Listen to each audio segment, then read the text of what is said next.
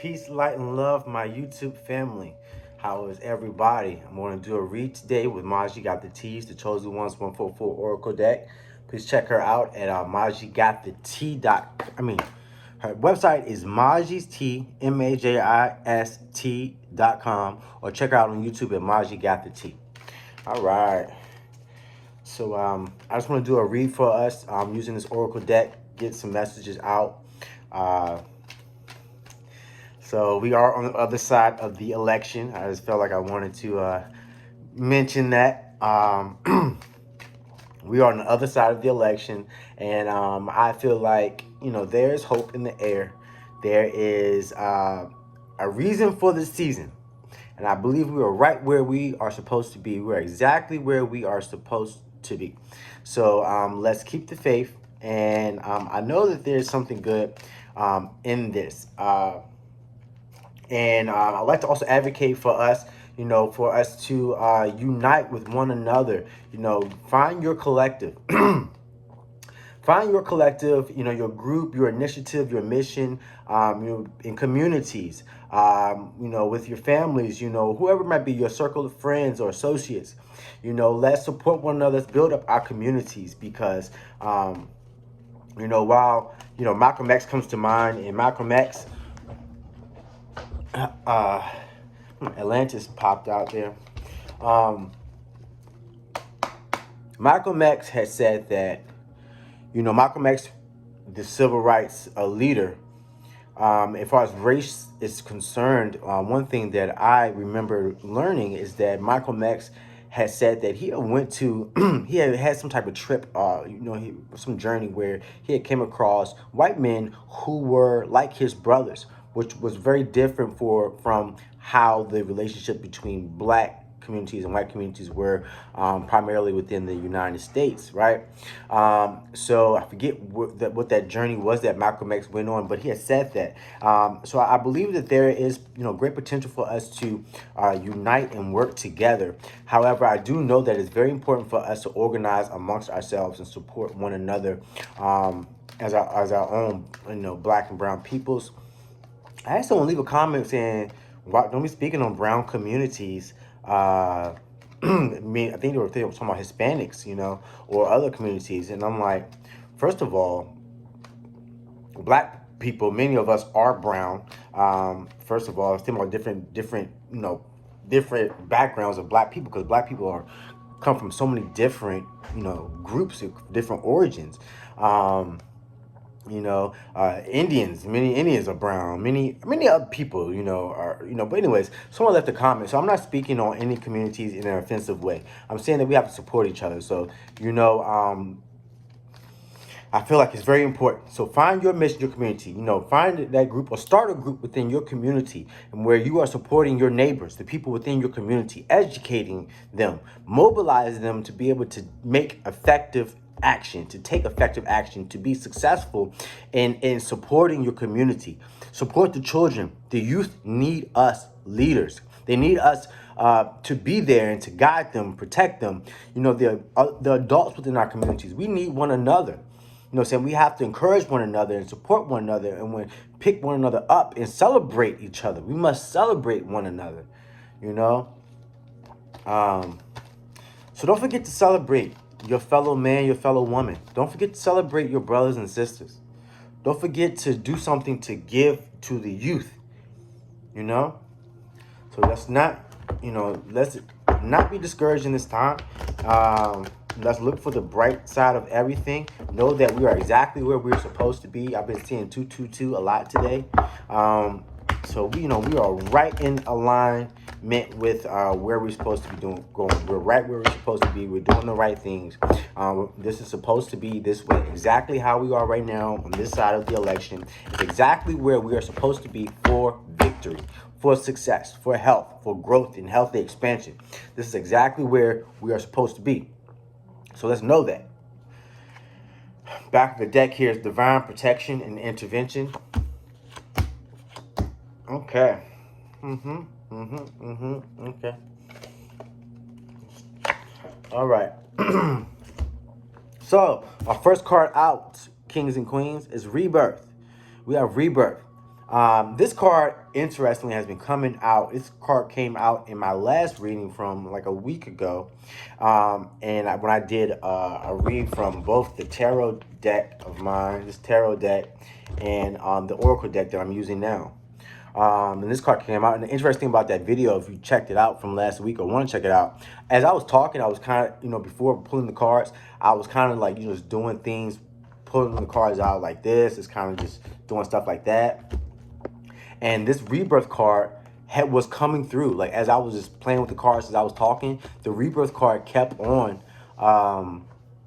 coming out in the video when I watched the replay. And I was like, oh, snap. And when I pulled the cards, this card came out when I actually had and I was shuffling too, because I was talking and shuffling. Your brother was shuffling. And I pulled this card out again for like the third time. And I didn't realize that it had came out 2 times before while I had the cards in my hand. So very interesting that here again, a week later, this card comes out as the first card out in this reading. Isn't that cool? So rebirth, I think, is really validating, confirming my message of, what is occurring in our lives right now is very significant in who we are throughout our past lives, who we are now in our destinies. So this is a time of rebirth, and we are seeing that our communities have great potential for leveling up.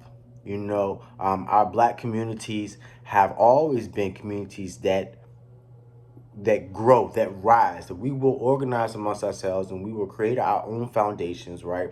And we will thrive and prosper, by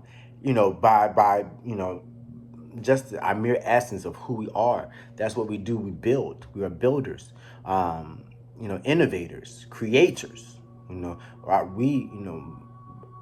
Black men, Black women, our Black communities, we are creators. And that's throughout history. We see that, whether you look at African civilizations, such as Egypt, or the Comedics. You look at even us here in America. In America, maybe you're familiar with the Urban Renewal Project. Look that up, the Urban Renewal Project, which is in America in about, I think, the 60s. And this was a time when Black communities had become communities that were thriving. We had businesses and beautiful houses and stuff like that. And then governments organized intentionally. This is not conspiracy theory. This is factual. I'm not dramatizing any of this shit.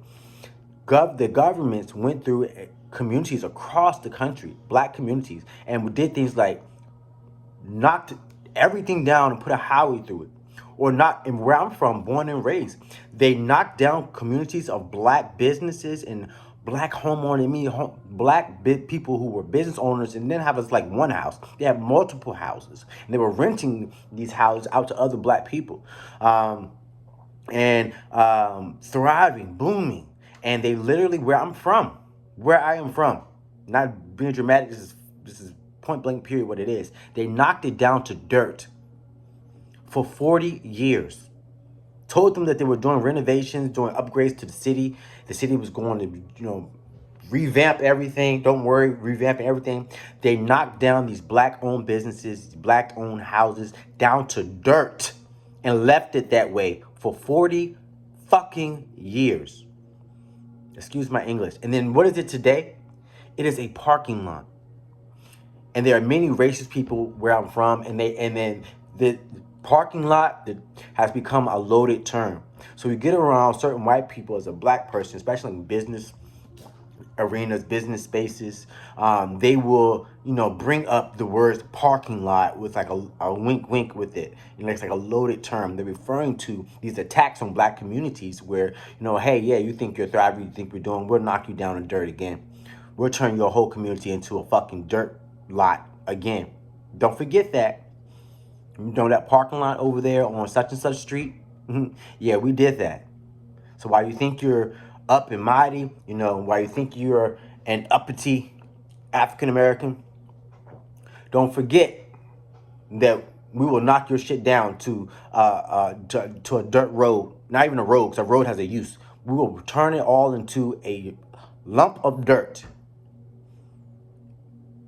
And here we are, 60 years later, and it's a parking lot after having been just dirt for 40 years. Let's say right now you're 20 years old. They knocked it down today and leave it there as dirt until you're 60 years old. And then when you're 60, they turn it into a parking lot. And a lot of the generations of people who were descendants of these people who were the business owners, they moved them into apartment buildings that are now low-income housing. So these people were owning multiple houses and were business owners. And then they knocked down their business and knocked down their house. And then put them all into these apartment buildings on top of each other. When they had no more business, they had no more home, no more equity and stuff in their possession, and now their descendants, their grandchildren, great grandchildren, are living in low income housing because these are systematic attacks on black people in these communities. It's very real. It's not conspiracy. It's not drama. It's facts. So there is work for us to do. We must do this. We are constantly rebirthing ourselves as black men, black women. So this continues. We must continue to have this rebirthing. We must continue to strive. We have to support ourselves. And it is sacrifice.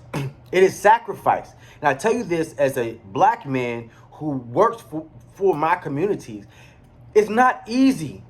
So I'm striving to be there for my communities and to be a black man who is a leader for people and who could be relied upon, because I know God has bestowed within me great gifts, and to whom much is given, much will be required. And I'm learning that and wanting to receive that and accept that because God has given me so much in my blessings and my strength and my power and my own personal magnitude, that God has given this to me because I have to use it. I have 12:12 on the clock. I have to use it. We have to use our gifts as chosen ones. We have to use our gifts. And it's a heavy responsibility. It is a very heavy responsibility because you're giving so much of yourself, because God said, I have chosen you to carry out this work. I have chosen you. That's why you can do this so well. That's why people respond to you in such and such type of ways. This is why you shine the way you do. This is why you know the things you do. Because it's God's anointing that's given us. And it sounds like one thing to say it. It sounds like glorious and like, ooh, ah, to say it. But in actuality, it is a thing where it's like when you wake up, when you go through your days, you're going to be tired many, many, many times. Because you have to sacrifice. You're going to try to figure out how you're going to get everything done. You're just going to get painful. Because this is sacrifice. The work we're doing is sacrifice. Because we're not here for ourselves. We're here for our people. So I'm telling everyone right now that we must continue to organize. We must continue to put in the work and put in them late nights. Put in them early wake up times. Put in the work. Whether you got a platform like a YouTube channel, you got a community group, you got a church group, where you got a spiritual group, you got a whatever it might be, you've got a neighborhood, you got to get out there and start it. Whether you start a book club or whatever it is that you start, or whatever it is that you are currently participating in, whatever you are currently leading. We must do it. And it's so hard, I tell you, because it's like you're going to spend so much of your days doing so much. And you're like, oh my God, how can I do all of this? But God is giving it to us. God has given us this purpose, this responsibility, these obligations. But one beautiful thing also is that there is a lot of reward in this for us. And I'm telling myself this. I'm telling myself, don't worry about how you're going to get it done. Don't worry about how tired you are. Don't worry about how frustrated you are. Don't worry about how lonely you are. So a lot of times this work is a very lonely responsibility. A lot of times we're doing this work and people don't have the same vision, or, the very people we're trying to help are people who are jealous and envious and seek to that crab in the barrel type of thing. They see us and they think they don't like the way we shine. They don't like our presence. And of course we don't come into rooms and spaces and try to be commandeering. We don't try to be doing anything that's like, we're not arrogant. We're not doing these things that people really would have a reason to be negative about. We really are coming in being genuine people who care for others, But people respond to us a lot of times in these ways that are, the very people you're trying to help. A lot of times, a lot of them may provide or put out resistance to you. So it's rebirth. We have to keep on striving to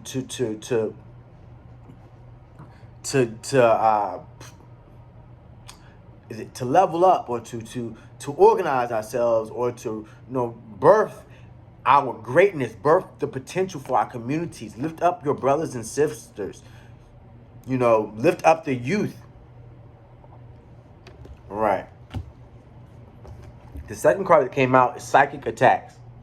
And this is something that, as I was saying just a moment ago, a lot of times the people that we seek to help, because of what they're experiencing mentally, they have like a mental resistance to us a lot of times, or energetic resistance to us, that in essence, in effect, is an attack on us. Because it's the negative energy, whether it's like that evil eye or that negativity. I always tell people, like, thoughts are not as quiet as many people think they are. Our thoughts don't just stay in our head. What we think influence, people feel it. It carries a vibration. You know what I'm saying? So if I'm with someone, I'm thinking really good things about them, or if I'm with someone, I'm thinking kind of really negative things, that is going to be felt, whether that person is conscious of it or not. That energy goes out. You know what I'm saying? So a lot of times, oh my God, and we experience this, right? No matter what, you just walk out your door and someone sees you and something about you causes that person to be negative to you. You know what I'm saying? It's something, a lot of times it's something because they see something in you that seems grand, that seems great, that seems bright. Is it the way you look? Is it the way you carry yourself? Is it, do they feel God when you walk through? Is it because you are a leader, or you stand 10 toes down, you have a certain confidence to yourself, because that comes from God, not because you're arrogant, but because it comes from God. You see? So these people are constantly attacking us psychically because we are carrying God's essence. And I'm not saying this stuff like even when I listen to these messages and I'm like, wow, God, I know God is really speaking through me and saying these things, because when I personally hear myself say them, I'm like, wow, that's a real powerful statement to make. That carries a lot of significance to talk about, anointings from God and what it's like to have God move through you and to have a God-given purpose that is grand, as a chosen one, as someone who's anointed. It sounds, when I listen back and watch the videos, I'm like, oh wow, like you really said a whole lot of stuff. And a lot of times when I see, as a medium who channels energy, I know that when I a lot of times when I'm channeling, I can see the confidence of God that will move through me. And it's I'm like, I wish I could be that confident all the time. You know what I'm saying? I do carry a certain confidence, but it's a lot of times, because it's not as a medium, as many of us know. You know what I'm saying? A medium is someone, but if you're not familiar, like a medium is someone who is connected with spiritual realms, or spirits, and we flow through the physical and the heavenly realms, and perhaps other realms other than the heavenly realms. Some people will, because it's so for me, I can communicate with spiritual entities, and I do that all the time, and so whether it be ancestors or spirits around me, or beings from different places, there's a communication that goes on. So who I am is not what this looks like. It's for all of us. So I look like a brown man with locks and glasses. That's not what I really look like. because this is a human body, you know. So and that's for all of us. We are spiritual beings having human experiences. So for me as a spiritual being, I communicate with other spirits just by the way that I am made, and that's what a medium is. And so I noticed that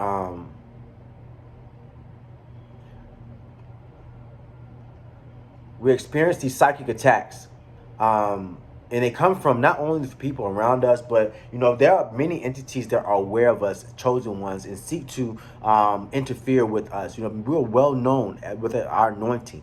It's like we're famous in the spiritual realm, and it's really true. And that's something that's really, it's something to say, right? And I'm like, God, a lot of the things you have to say are so fantastical.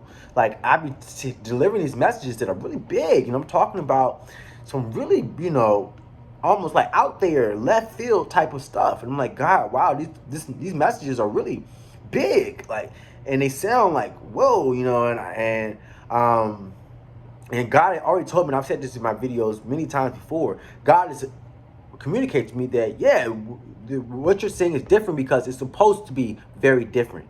It sounds really fantastical because it is fantastical and it's supposed to. It challenges people's thoughts a lot because it's supposed to challenge people's thoughts.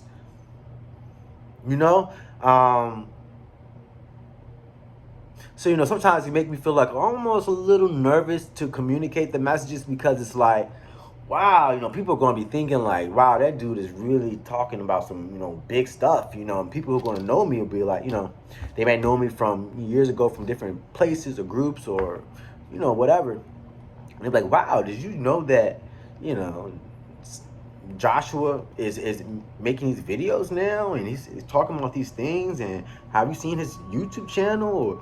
Or, he's talking to spiritual beings and past lifetimes and seeing in the future and being able to use magic and things like that. Have you heard him?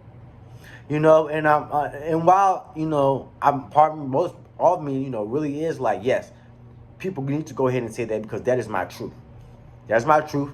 That is my world. That's what God has given me as my destiny. That's why I'm here. And then there's the part of me that's like, wow, I've come across these people in, maybe professional spaces, and that might be the side chatter, what I communicate on this channel.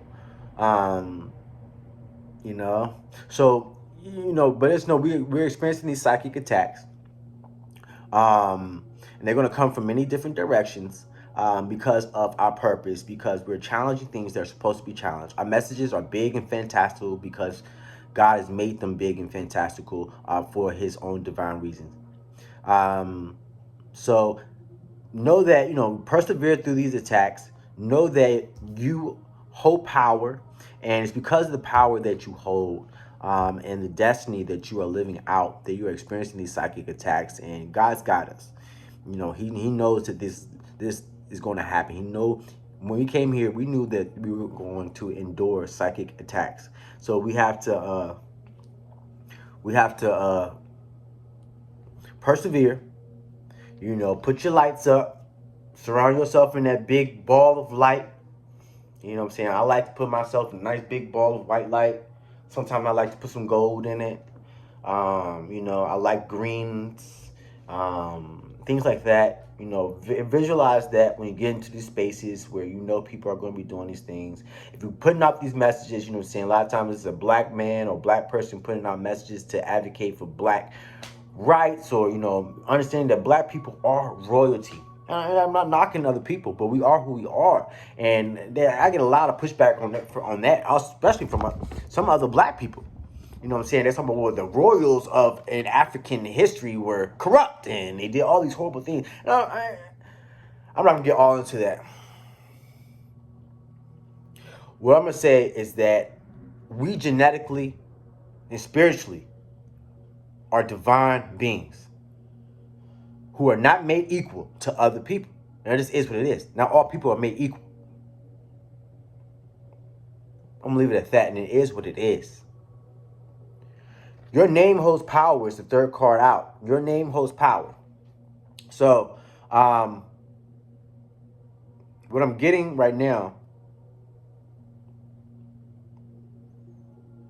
is know that whoever is around us and who knows us, who knows our name, we are having influence. Hallelujah. We are having influence. You know, yes, there is the interpretation of course, your name hold power. That's why I really advocate for people to say my whole name. Don't call me Josh. My name is not Josh. My name is Joshua. My name is Joshua. And oh my God, talk about psychic attacks. When I tell people that, they get so upset. So upset. I don't say no other big no type of way. I'd be like, they would be like, Josh is Josh. I'll be like, oh, it's Joshua, please, or I go by my whole name, or you know what I'm saying, I go by my name, and my name is not Josh. My name is Joshua. That is my name. People hate that, and it causes me, Anyways, if your name is Joshua, you go by Joshua or any name like that, but especially Joshua, because this Josh thing is fucking bananas. People call you Josh right off the bat. Like, I'm like, hey, my name is Joshua. Oh, hey, Josh. I'm like, bitch, my name is Joshua. I just said that 5 seconds ago. Anyways, your name holds power. Your name holds power. And I'm saying, so the people who know our names, in spaces in which our names are spoken or known, we are having an influence there. And we may not always understand this influence. And a lot of times I'm hearing and I'm feeling this as well, and I feel like I've been knowing this too, is that we are not aware of the magnitude of the influence that we are having on people. Because we think we're just ourselves, right? We don't think this grandiose thing of ourselves, really, saying? Like, we know things of ourselves, but we don't have, like, it's like we're not, it doesn't like pump up our egos like that. You know what I'm saying? We understand it because God has told us these truths. So we don't really realize how God flows through us in full magnitude, because we are ourselves. That's why I be wondering myself. I really wonder what it is like for other people to be around me, because the way people respond, it's like I'm like, I wonder what that's like for the other person, because I'm just feeling like, I'm just present. I'm regular. I don't feel like I'm regular, but I feel like I'm just chilling. I'm here. Like whatever. And then people have these big reactions that they don't seem to be able to control. And that's like people gravitate toward us like there's literally a rope pulling them to us. You know what I'm saying? Many days we go outside, right? And it's like people are literally throwing themselves towards us. Or, people, they get so caught up in their feelings and having all these emotions when we walk into a room. And it's like, I'm being quiet, I'm being respectful, I'm being, rather pleasant. Why are these people so caught up in their feelings? Why are they having such extreme reactions? Or I'm sitting here in this one spot, and why is people keep on coming over and then bumping into you, or calling you, or they're coming over to you asking for X, Y, and Z.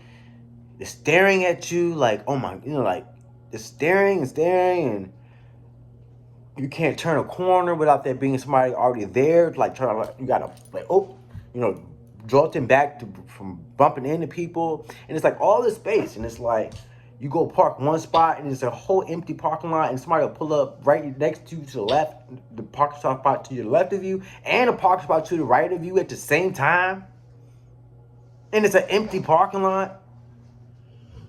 And I don't park at the closest spot. I park, so I walk a little while. I park a ways away. Anybody who knows me. And they do not be liking it. So I know about 30 minutes into this video. Hopefully I'm saying something that resonates. I feel like I'm kind of just rambling. But anyways, I'm just talking to y'all, fam. I rarely do people ever watch the whole video anyways. So I'm like, probably at 30 minutes in, I wonder who's actually still like watching it. But if you are watching it this far, I appreciate you hanging out with the bro. I don't park at the front. I park, so I gotta walk, and people park away from people. I'll park away, and the lot is still empty. I'll park away from give me a distance I have to walk to the door. And then I'll pull up, and then there'll be two people pull up next to me. One on the left, one on the right. And I got my car, like, it's my car, and then boom, the car right next to me, a car right next to me. I'm like, we have the spiritual understanding. So boom, I'm one who made this video, right? Make video like these, and I say these things. So when I get into a circumstance, I should have some understanding about it, right? And I have some understanding, and I'm like, okay, I'm understanding, the laws of the universe, understanding energy. It's nothing new, but still, it's like, really, really. It's like we get stalked when we go outside, even when we're in our house. How many times people might knock on your door, and they don't just knock and go. They knock, then you don't answer. If you like me, you know what I'm saying? I'll pull up that camera, check that camera. You know what I'm saying? I'll be like, who is that out there? And then, you know what I'm saying? I'm just looking at it. I ain't answering the door. So why you at my door? You know what I'm saying? Some people might need help, whatever. Yeah, but likely if you knock on my door, I'm likely not to answer. Because it's like people come, we get stalked. And people don't mean it. And it's scary. It's scary and very frustrating because a lot of times people can't control themselves. They don't even know why they're doing it. They don't realize the spiritual undertaking at hand. They don't understand the spirituality of what's really happening in the moment. But we understand there's a spiritual reason why people are coming at us like this. So it's like, with 1333 on the clock, 3133 on the clock, it's because of the power that has been bestowed upon us, and the spaces that we are in, we're having influence on the people who know us, and that's because God has given us this influence, and it's God. It's not us singularly. It's God, right? It's God. It's not because we are, all that in a bag of chips, best thing since mac and cheese. No, it's not that about us singularly. It's because God is all that in a bag of chips, baby. It's because God is the best thing before and after mac and cheese.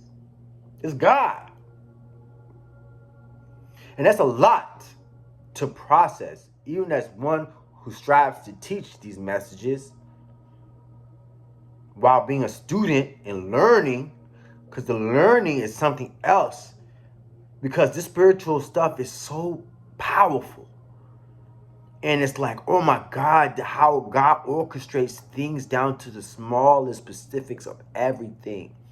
And you see how everything is orchestrated and divinely integrated and organizing. How you look back and see how God is doing it all. And you say, God, I can't believe this is, to be processed. And this is nothing but it's just like, it's so much, right? I feel like I'm really rambling. And I chose to do this video right now because I got some lighting. The light's not as dark as it would be in here. So I want to do this now, but I do got some things to do. As a lot of us, we have things to do. You know what I'm saying? We're busy. We're the collective. We're keeping up with the blessings, right? And I've been saying this in my messages. So the fourth card that I saw that I wanted to take out is this card, highly ranked in the spiritual world. I feel like that's significant for us, coming out right after your name holds power. We are highly ranked in the spiritual world, and we're seeing this in how the world is responding to us, and not only are we seeing this, many people who know us, they are seeing, they may doubt it. Many of us who know us from, when we were teenagers or in our 20s or whatever the case might be, they will really underestimate us. But it's when they see how other people, the world, responds to us, whether if you have a platform like a YouTube channel or if you have, maybe you're a singer, or maybe you are some type of musician or write books, or author of some sort, or maybe you're doing something in your community, because we are having influence right now. And it's something that we pray for and we're really grateful for. But for us to be receiving it right now, it is mind-blowing, right?